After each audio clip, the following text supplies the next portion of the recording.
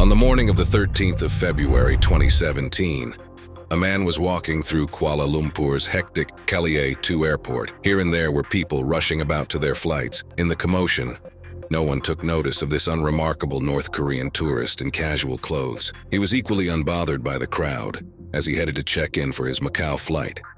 But then, two women emerged from behind a pillar. One blocked his path, wiped an oily substance on his face, and disappeared. Then the second woman covered his eyes from behind with her hands. She slid them down over his mouth, quickly apologized, and walked away too. The man barely had time to understand what happened. Within minutes, he was nauseous and struggling to breathe. He rushed to the police to report this incident, but it was too late. Kim Jong-Nam, brother of the North Korean dictator Kim Jong-un, had been fatally poisoned. Less than 20 minutes later, he died in agony while being transported to a hospital. Who was responsible for this horrific crime, and why was he assassinated this way? The truth is chilling. Later tests on the substance that took his life turned up shocking results. It was the nerve agent VX, one of the deadliest chemical weapons in the world. VX is banned by the Chemical Weapons Convention of 1993. But North Korea, which is not part of the convention, is suspected of holding a stockpile. The way VX works is horrifying. To put it in layman's terms, VX stops a vital enzyme in the body. This paralyzes the body's muscles and prevents them from working properly, all within minutes of exposure. Muscles don't just help us move, they also control many vital functions of the body, from digestion to our heartbeat. This includes the diaphragm, a giant muscle below the lungs that helps us breathe. When this muscle is paralyzed, the victim slowly and painfully suffocates to death. They can't even move or speak while they're dying. All the while, VX is also dealing damage to the brain from overstimulation. So even if the victim survives via quick administration of the antidote, they may be permanently brain damaged. Even a single drop measuring about 5-10 milligrams is enough to cause these effects. The Malaysian government's response was swift. Within 3 days, the police arrested the two women who had touched him. These women were identified as Siti Aisyah from Indonesia and Doan Thi Huang from Vietnam. Both were charged with the murder of Kim Jong-Nam, but something was clearly amiss. When the police arrested them, they seemed taken aback and didn't realize the severity of their actions. When questioned, both women claimed they had been misled into believing they were participating in a prank TV show. And knowing how crazy some Japanese prank shows can get, it's not surprising they didn't suspect anything. In fact, these women didn't even know each other, or who Kim Jong-Nam was. Video evidence seemed to support this idea, as both women handled the nerve agent in a manner that suggested they did not know it was lethal. In fact, Aisyah accidentally exposed herself to traces of the agent and continued to feel unwell in the taxi after she made her getaway. Their movements and actions weren't those of highly trained assassins or field agents, but ordinary people. The facts didn't add up. These women were clearly scapegoats. It seemed rather unbelievable that two young women could acquire a lethal chemical weapon, let alone commit a high-profile assassination without the aid of powerful individuals. Who were the people who ordered this assassination? The answer lies in the autopsy report. In the days after Kim Jong-nam's death, North Korean diplomats tried as much as possible to prevent an autopsy of his body. When Malaysian authorities declared their intention to do so, which is the standard procedure for deaths under suspicious circumstances, North Korea objected strongly. They insisted he was a North Korean citizen and refused to allow it. Malaysia pushed back. After a lengthy standoff, the North Koreans finally gave in, but under one condition: if their officials were present to witness the procedure. A post-mortem on Kim was conducted on the 15th of February at the Kuala Lumpur hospital mortuary, with several North Korean officials present. Fortunately, the presence of North Korean officials did not hamper the autopsy process in any way. It concluded the following day by formally confirming the identity of Kim's body. The autopsy was conducted by pathologist Mohammed Shah Mahmood, who testified that Kim's lungs, brain, liver, and spleen were affected by the poison. Chemical pathologist Nur Ashikin Othman also testified that Kim's urine showed the effects of being exposed to the poison, amongst various other signs. It was clear that North Korea had a hand in Kim Jong-nam's death. As the brother of Kim Jong-un, Jong-nam was a high-profile target, even if most regular people didn't recognize him. The released CCTV footage only strengthened Malaysia's accusations. This footage showed 4 known North Korean agents leaving the airport shortly after the incident, accompanying Aisyah and Huang. Along the way, the agents changed their clothes and discarded the old garments. These agents were also important in helping Aisha and Huang escape by calling a taxi for them. These men were identified as Hong Song-sak, Ri Ji-hyun, Oh Jong-gil, and Ri Jae-nam. Unfortunately, Malaysia was unable to apprehend them. But with this smoking gun, it was enough to form a conclusion that Kim Jong-nam's murder was in fact a political assassination. A few days after the incident, another North Korean agent known as Ri Jong-chol was also arrested. He was an expert in chemicals and may have been the one who had created the VX used to eliminate Kim Jong-nam. Jong-chol also had ties to the upper ranks of the North Korean government. According to toxicology experts, the usage of 2 people instead of 1 to deliver the VX was also a well-planned move that the women couldn't have coordinated without guidance from experts. VX can be created by combining multiple chemicals called precursors on the spot. Each woman carried 1 or 2 precursors and wiped them separately on Jong-nam's face, ensuring he would be the only one affected. This is known as a binary chemical attack. Additionally, smuggling the chemical components into Malaysia separately could have helped avoid detection. But even if we know the who, the mystery of why still remains. What could North Korea's reason be for getting rid of Kim Jong-nam? They regularly execute dissidents and people trying to escape, but Jong-nam was a direct relative of the country's leader. Was it sibling rivalry?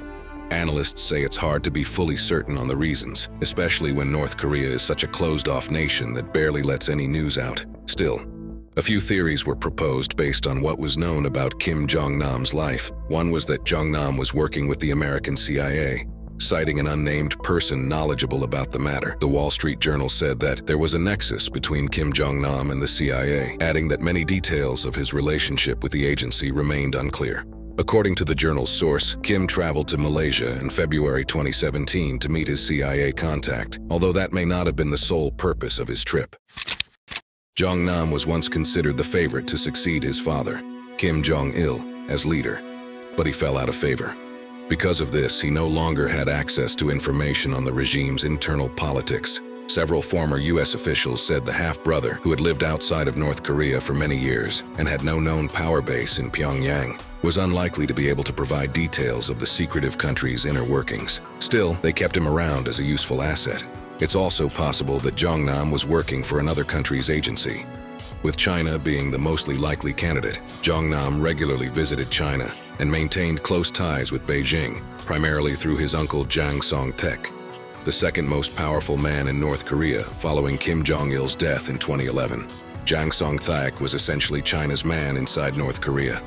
He was the source of Kim Jong-nam's income and offered his nephew the protection of the Chinese. But in 2013, Song-taek was executed dramatically by Kim Jong-un. With his uncle gone, Jong-nam had lost his strongest ally and a link to Beijing. Jong-nam may have also been taken out due to tarnishing the image of his family in North Korea's government. Kim Jong-nam was a man unconcerned about his public appearance or protocol, and North Korea's dictatorial government relies heavily on its cult of personality, which elevates the dear leader to godlike status, where they can do no wrong. Any attempt to criticize or undermine that authority is usually nipped in the bud quickly.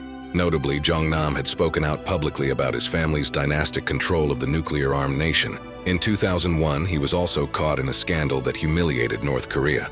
Jong-nam had tried to enter Japan on a forged passport, supposedly in an attempt to visit Tokyo Disneyland. The incident caused his father to cancel a planned visit to China due to the embarrassment it caused him.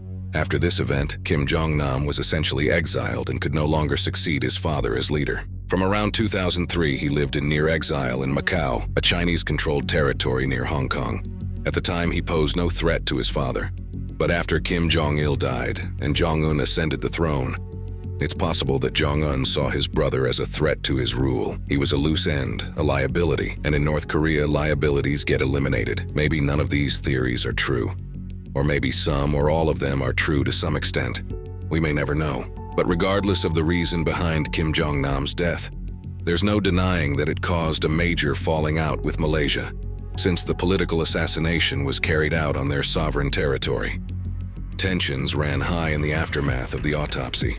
With the Malaysian government refusing to bend to North Korea's will, the situation was a powder keg waiting to explode.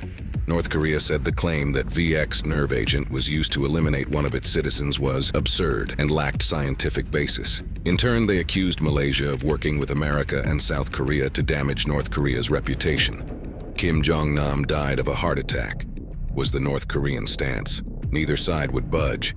The standoff went on. After further dispute and North Korea insisting that the International Organization for the Prohibition of Chemical Weapons get involved, Malaysia escalated matters.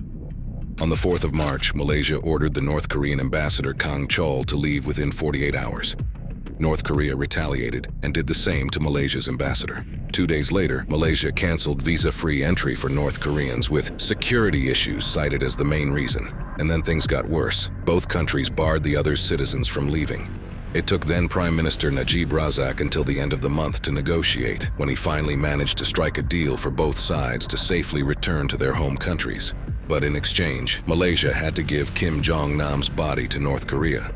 But that wasn't the end. Even after things were seemingly resolved, there was still the matter of Siti Aisyah and Doan Thi Huang, the two women charged with murdering Kim Jong-nam. Despite being set up, they still had some responsibility in the murder. What was Malaysia to do with them? Thi Huang pleaded guilty to a lesser murder charge, and her case was swiftly resolved with a 3-year stint in jail. But Aisyah was insistent on her innocence. And so President Joko Widodo, also known as Jokowi of Indonesia, intervened, working tirelessly to bring her back. In 2018, the Malaysian government changed. Jokowi saw this as an opportunity and met the new Prime Minister Mahathir Mohamad twice. It paid off.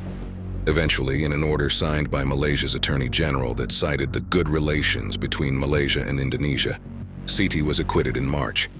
But naturally, this sparked outrage from countries like South Korea, who felt that Malaysia was appeasing others instead of actually pursuing justice. They accused Malaysia of wanting to be done with the trial because it was diplomatically inconvenient. Before the assassination, North Korea and Malaysia had 4 decades of good diplomatic and trade ties, which were strengthened under Mahathir the first time he was in power in the 1990s. It is believed that Mahathir, who took power again in May 2018, was keen to recover the relationship. What is now clear is that the Malaysian government considered the recovery of the relationship between Pyongyang and Kuala Lumpur to be more important than justice for the assassination of Kim Jong-nam, said Dr. Nam Sung-wook, a professor at Korea University who previously worked in South Korea's intelligence agency. Kim Jong-un's status is on the rise. Now he is meeting with the US president and the Vietnamese prime minister and leaders in the region. And Malaysia also wants to be part of this conversation. Beyond diplomacy, a UN report also named Malaysia as one of the key culprits in helping North Korea smuggle illegal goods. It named several Malaysian companies and senior business figures who had benefited from clandestine deals. Sources say some members of the ruling party at the time were involved in financial networks connected to North Korea. So the government clearly didn't want to alienate North Korea with this trial dragging on. The longer it dragged on, the more risk there was of their connections being exposed. In the end, the case fizzled out, and no further investigation was made by Malaysia, North Korea, or any other countries involved. It's clear that the assassination of Kim Jong-nam was a major event, shaking the ties between nations and exposing various secrets. Still, with a lot at stake if the truth ever fully comes out, many of the players involved continue to cover up the full extent of the rot. Will we ever know the full story? Will justice be done? It's hard to say, and we may never truly know.